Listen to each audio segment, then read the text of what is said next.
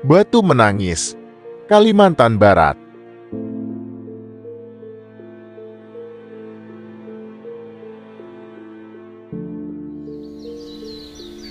Halo teman-teman, kita bertemu lagi untuk mendengar cerita legenda Batu Menangis yang berasal dari daerah Kalimantan Barat.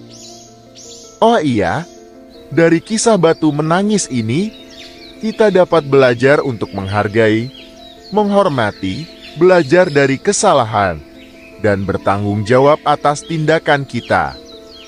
Semoga kisah ini menjadi pengingat bagi kita untuk selalu berbuat baik dan memperbaiki diri demi kebaikan bersama. Penasaran akan cerita Batu Menangis yang lengkap?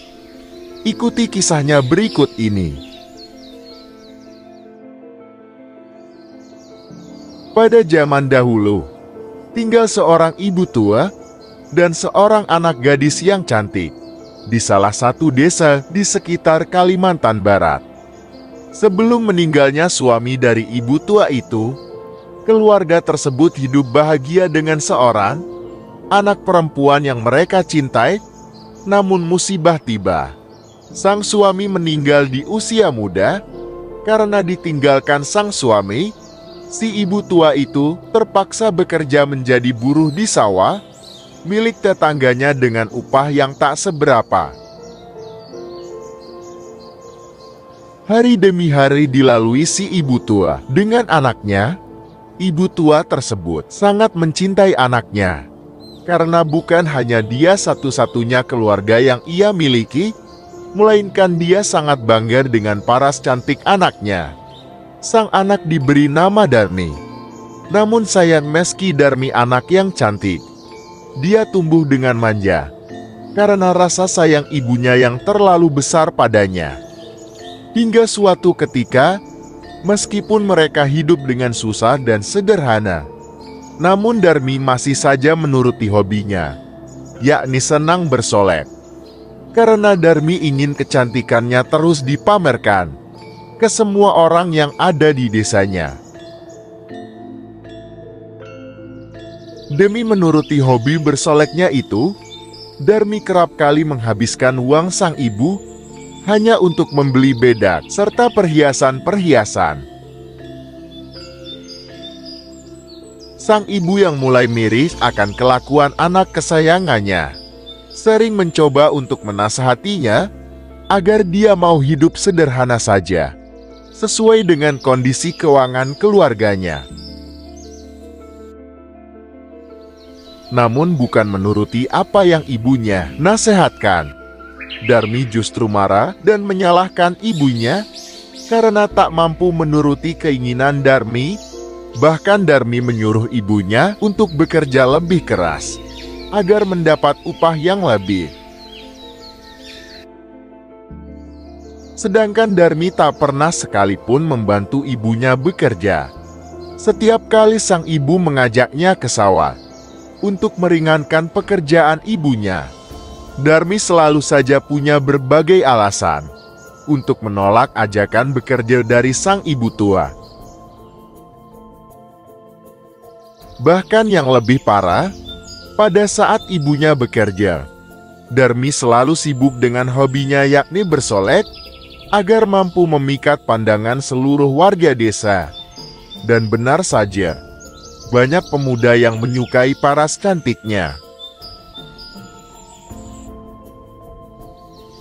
Karena begitu besar pemborosan yang dilakukan Darmi, sang ibu berusaha mencari penghasilan lain dengan cara berdagang sayur. Ketika selesai melakukan pekerjaan di sawah, pada suatu ketika, sang ibu lupa mengantar sayur pesanan milik tetangga desanya. Karena merasa tak enak hati, ia akan bergegas mengantar sayurnya meski belum memasak nasi dan lauk. Namun sebelum mengantar, sang ibu tua meminta tolong Darmi untuk memasak. Tetapi apa yang diharapkan sang ibu tak sesuai dengan apa yang terjadi. Bukan hanya tak mau melakukan perintah ibunya untuk memasak, Darmi justru sibuk bersolek, mencoba setiap alat rias yang ia miliki tanpa rasa bersalah. Saat ditegur sang ibu, Darmi justru marah karena telah diganggu saat berdandan, dan ibunya malah meninggalkannya kelaparan karena belum memasak. Akhirnya, karena begitu besar kasih sayang sang ibu pun mengalah dan memasak makanan untuk Darmi meski badannya sangat lelah. Hari demi hari berlalu, kelakuan manja Darmi semakin menjadi-jadi. Bahkan untuk minum dia selalu menyuruh ibunya untuk mengambilkan air. Padahal Darmi tak pernah membantu ibunya bekerja. Apalagi karena tingginya kebutuhan sang ibu harus bekerja semakin giat. Pagi dia menjadi buruh sawah, siang mengambil sayuran di bukit untuk dijual di pasar atau di tetangganya yang pesan. Dan Darmi justru semakin merepotkan ibunya dengan sifat malas dan manjanya. Bahkan sifat menyebalkan dari Darmi semakin parah. Saat menginginkan sesuatu, Darmi akan merengek dan marah hingga mendapatkan keinginannya. Apalagi saat sang ibu tak mampu membelikannya karena ibu tidak punya uang. Darmi marah besar, sampai dia membentak sembari berkata, ia kesal dilahirkan di keluarga miskin. Hal ini tentu saja membuat ibunya sedih dan seringkali terpaksa memakai uang tabungannya untuk memenuhi keinginan Darmi. Karena walaupun sifat Darmi sangat menyebalkan, Darmi tetap saja satu-satunya anak dari cinta ibu. Anaknya tersayang yang ia besarkan sendiri dari kecil. Karena begitu sering bersolek, alat rias Darmi pun habis, dan ia meminta ibunya untuk membelikannya di pasar. Karena ibu tua ingin membuat anaknya bahagia, sang ibu pun berniat membelikan alat rias keinginan anaknya. Namun karena sang ibu tak mengetahui alat rias yang anaknya inginkan, si ibu mengajak Darmi ke pasar untuk membeli langsung. Awalnya Darmi enggan ke pasar, tapi karena sangat menginginkan alat rias itu, dan juga takut alat yang dibelikan sang ibu salah, akhirnya dia setuju untuk ikut ke pasar. Dengan satu syarat, yakni sang ibu harus berjalan di belakang Darmi. Dari syarat yang Darmi berikan, sang ibu sadar bahwa sang anak malu akan dirinya, namun sang ibu tak bisa apa-apa selain menuruti apa yang anak kesayangannya inginkan. Setelah sang ibu setuju dengan syarat Darmi, mereka langsung menuju ke pasar untuk membeli apa yang Darmi inginkan. Dalam perjalanan, Darmi terlihat sangat was-was dan selalu menoleh-noleh. Seakan takut bertemu dengan temannya. Ia malu kalau sampai ditanya siapa wanita yang bersamanya. Dan hal yang dikhawatirkan Darmi benar terjadi. Ia bertemu dengan temannya, dan sontak temannya pun menanyakan siapa wanita tua yang bersama Darmi tersebut. Namun bukan mengenalkan bahwa itu ibunya, Darmi justru menjawab bahwa itu pembantunya. Tentu hal itu membuat ibunya merasa sangat sakit hati mendengar jawaban Darmi, tapi ia menahan rasa sakit itu, kemudian mendiamkan saja. Hai Darmi, siapakah ibu yang berjalan di belakangmu itu? Apa kau mengenalnya? Tanya temannya ketika berpapasan di jalan. Oh, dia yang kau maksud?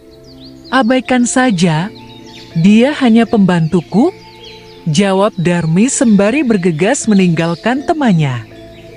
Tidak lama kemudian, Muncul lagi teman Darmi menanyakan hal yang sama, dan Darmi tetap menjawab bahwa wanita itu adalah pembantunya.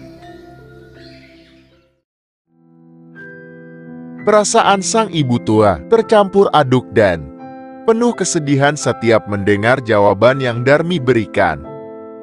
Lama-kelamaan sang ibu semakin tak sanggup menahan rasa sakit itu, dan sang ibu kemudian berhenti sejenak untuk menenangkan hatinya dengan cara duduk di pinggir jalan.